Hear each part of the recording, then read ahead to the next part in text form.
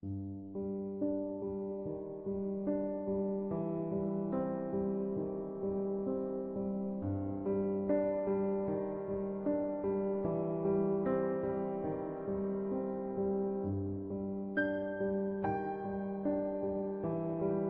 radio. La radio siempre fue para mí lo que una pelota para un amante del fútbol, o una raqueta para un amante del tenis. La estática, las voces encajonadas, nítidas, la música. Todo. Amé, y aún lo sigo haciendo, todo lo que rodea a esos aparatos tan bien diseñados, tan útiles y tan bien valorados. Cuando apenas tenía 6 años, mis padres me regalaron una vieja y polvorienta radio. Lo primero que noté, recuerdo, fue la similitud de esta con un reloj de mesa. Imagínense ustedes la emoción que sentí en el momento en que comenzaron a brotar sonidos y palabras de aquel aparato. Había pertenecido a mi padre en su infancia, y aunque sus funciones se encontraban trastocadas, plantó en mí la semilla de la pasión. A los 15 años me compré, tras algunos meses de ahorro, vaya, cómo sufrí no tener dinero para golosinas o revistas, una nueva máquina. Mi propia radio. No era de última generación, ni tenía muchos más botones que la vieja Radiolic, pero sí menos polvo, y era mía.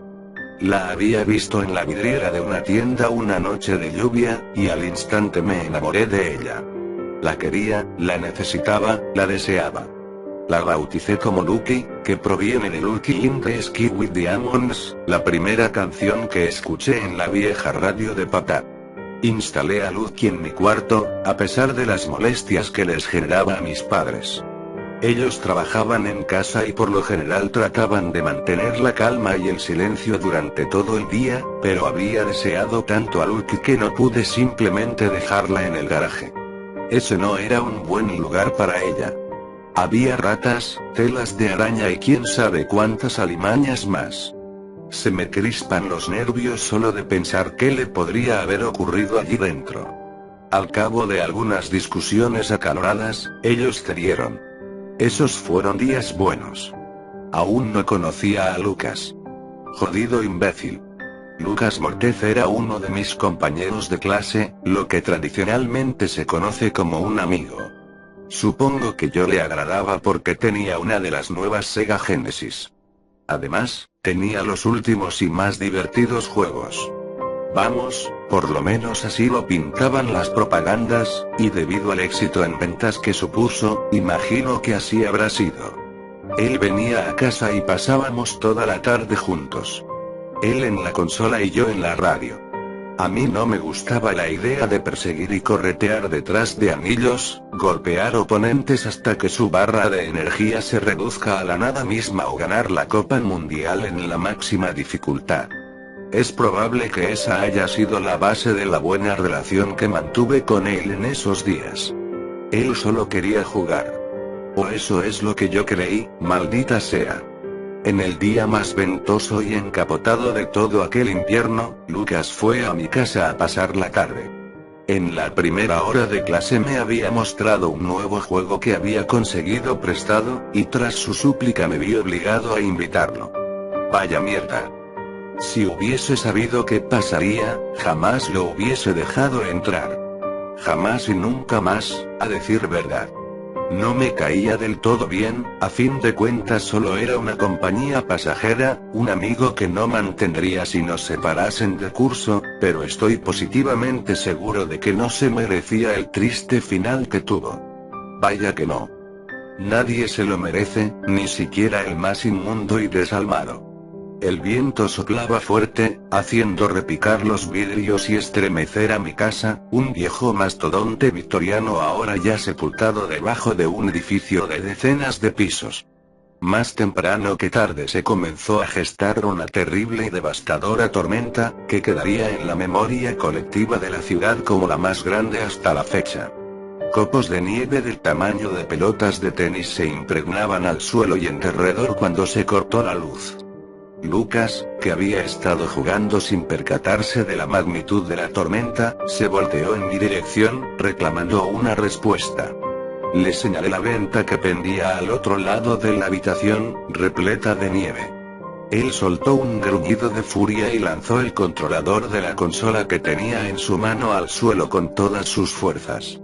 O por lo menos así lo creí yo en ese momento. Una de las teclas saltó, volando por el cuarto sin un rumbo fijo, estrellándose contra el suelo con un sonido hueco. Mi madre preguntó si estaba todo bien y, ¿por qué no? Contesté que sí. A las 6 de la tarde, la nieve se había acumulado en las calles. La profundidad era de 10 o 15 centímetros, cuanto menos, según lo que pude observar. Todavía funcionaba la red telefónica. La bendita red telefónica. Fue entonces cuando recibimos 2 llamados, 2 noticias. Distantes una de la otra, unidas únicamente por la desgracia en la que desencadenarían. La primera fue de los padres de Lucas. Se encontraban preocupados de su hijo, además de incapacitados para abandonar su hogar e ir a buscarlo. Pidieron a mi madre cobijo, y ella aceptó sin pensárselo 2 veces. Fue una buena mujer. Siempre lo fue, y estoy orgulloso de ella. La segunda, con seguridad la peor, llegó desde uno de los sanatorios privados de la ciudad, cuyo nombre no recuerdo. Mi padre había salido horas atrás al centro de la ciudad y había sufrido un accidente. Mientras volvía, su auto se patinó en la carretera y se descarriló, cayendo por un pequeño risco. La enfermera que nos contactó dijo que no era algo de lo que preocuparse, de él o que temer. Él se encontraba estable, aunque debió permanecer algunos días en el hospital, reposando. Un frío helado recorrió mi cuerpo. Temblé. Estábamos desprotegidos ante la impetuosa tormenta que afuera regía. Tuve miedo. Mucho miedo. Cuando oscureció recordé que mi radio también funcionaba con pilas. Bingo. Grité, levantándome de mi cama, dirigiéndome al aparato. Lo revisé ante la mirada atónita de mi compañero. Tal vez si hubiese prestado atención a su comportamiento hubiese descubierto su latente miedo. Encontré la ranura de las pilas vacía. Pensé en el televisor y en su control remoto. Bajé al living dando trompicones irregulares, tropezando con muebles, revistas e incluso pilas de ropa sucia en el camino. Volví, victorioso y con 4 pilas en mano, de la misma piel. Lucas aún me miraba anonadado. Él no entendió lo que sucedía hasta que introduje las pilas en la ranura. Pronunció unas palabras amorfas, carentes de sentido y significando. Por ese entonces lo entendí como un gesto de asombro, como un wow. Encendí el aparato con un golpe errático y un manto de estática cubrió la habitación. El sonido me tranquilizó. En Lucas provocó una reacción mucho más extraña, nerviosa. Empezó a gemir y a mover los brazos en todas direcciones. El sudor le empapó el rostro en un abrir y cerrar de ojos. Pedía que por favor parase ese ruido infernal y esas y voces. Me quedé perplejo. No entendía a qué se refería, ni por qué lo decía. ¿Era acaso un juego? La idea de que alguien le temiese a la estática se me antojó imposible. Delirante, a decir verdad. Fue una escena fascinante. Ver enloquecer a una persona lo fue. Vi cómo sus ojos se contraían y se agrandaban en largos espasmos. Cómo el sudor le recorría la frente, apelmazando pequeños mechones de cabello a su paso. Podía sentir su respiración, irregular y forzada, como también percibí su dificultad para hablar. De un momento a otro, Lucas se levantó dando tumbos. Se tomó la cabeza con sus manos y profirió un grito desgarrador. Sentí pasos en la escalera, acercándose. Mi madre, pensé. Me volteé hacia la radio para apagarla, pero una mano emergió detrás de mí y se me adelantó. Giré en redondo, sorprendido, y vi cómo Lucas la tomaba y la arrojaba por la ventana para hacerla callar. Elevé una maldición, aunque fue un esfuerzo inútil. El estruendo que produjo el impacto del aparato con el suelo acartonado me dejó sin aliento, devastado. Un nudo se formó en mi estómago. Dejé escapar algunas lágrimas, que pronto se transformaron en largos raudales. Caí de rodillas a los brazos de mi madre, que entraba por la puerta. Lo último que vi fue la luz intermitente de una linterna reflejada en el techo. Me desperté en la habitación de mis padres en algún momento de la madrugada. Me ardía la cabeza como 1000 demonios. No recordaba qué había pasado. En la oscuridad escuché una voz, lejana y metálica. Recordé el triste episodio que había tenido lugar horas atrás, y al calor de una lágrima que recorría mis mejillas encendidas se me antojó antiquísimo. Me senté. Volví a notar la voz, punzante. Venía de algún rincón de la casa. Traté de concentrarme y entender sus palabras, mas no pude. En cambio me levanté y traté de seguirla. Bajé por las escaleras, apretando algunos interruptores de luz por simple costumbre. En el primer piso caminé por el salón principal, el living y la cocina antes de llegar a la puerta del sótano. Ahí, la voz era más intensa. Parecía provenir o originarse allí dentro. Tomé fuerzas y giré el gélido pomo, adentrándome en la habitación que descansaba detrás de él. Mientras bajaba las escaleras noté que una enfermiza luz roja iluminaba el sitio. Di un respingo, asustado, y estuve a punto de caerme, pero una extraña fuerza invisible lo impidió. Tras un instante descendí en el sótano. Anduve entre viejos estropajos y algunas cajas mohosas antes de encontrar la vieja radio de mi padre. Envuelta en un halo de brillante luz roja, emitía un murmullo inaudible. En un principio creí que se trataba de alguna lengua muerta, pero cuando me acerqué y lo entendí. Solo repetía una palabra, y era mátalo. Incrédulo, me seguía arrimando. Cuando estuve a menos de 1 metro, el resplandor se volvió más intenso y la voz más audible.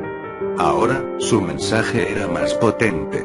Mátalo, él destruyó a Lucky. Mátalo. Mátalo, mátalo, mátalo, mátalo, mátalo. Percibí un leve temblor en el suelo. Al mismo tiempo, un olor mefítico pareció emerger de las paredes, de en derredor. En ese momento perdí el control sobre mí mismo. No recuerdo con detalle qué pasó. Algo y, no sé qué, pero algo me poseyó. Subí las escaleras con una rapidez anómala, impropia de mi cuerpo. Cerré la puerta detrás de mí y me dirigí al garaje. De allí saqué una afilada y bien ponderada tijera para podar el césped, que pendía decorosamente de una de las paredes laterales de la habitación. Le quité su ostentoso seguro de plástico y caminé, desencajado, hasta mi cuarto. A cada paso que daba sentía cómo se ensanchaba en mi rostro una sonrisa socarrona. La voz de la vieja radio le daba ritmo a mis movimientos. Abrí la puerta de mi habitación de un golpe, seco y tortuoso. Vi cómo Lucas se despertaba de un salto y me miraba. Vi cómo suplicaba por su vida, cómo lloraba y cómo sangraba. Recordar esto me entristece, genera en mí un fluctuante sentimiento de remordimiento. No fui más que un espectador, una desdichada marioneta, envuelto en ello por azares y designios de un destino desprolijo. Nunca quise que algo así sucediese. Moriría por olvidar y borrar todo lo que pasó aquella noche. Los gritos, la sangre, la nieve, la tormenta, la radio, el sótano, el resplandor. Todo. Los días posteriores al accidente los olvidé casi por completo. Mis recuerdos se encuentran fragmentados en 1000 pedazos, si no es que más. Mi mente ha creado un bloqueo, o un qué sé yo qué, para no rememorar esa época. Últimamente he intentado recordar algunos detalles sin éxito, y quizás sea mejor así. Quizás sea mejor no recordar. De lo único que estoy seguro es de lo que no pasó conmigo. No fui a la cárcel, ni a un reformatorio. Tampoco fui procesado ni investigado. No sé por qué, y es justamente eso lo que quiero saber, lo que quiero recordar. No entiendo cómo salí impune, cómo me salí con la mía. Mis padres llevan algunos años muertos y no puedo preguntarles. Estoy aturdido. Mi frente está ardiendo y mi cuerpo entero está temblando, entre espasmos y respingos. Y lo peor es aquel susurro metálico y acartonado que comencé a escuchar cuando escribí las primeras líneas de este texto. Parece provenir del sótano.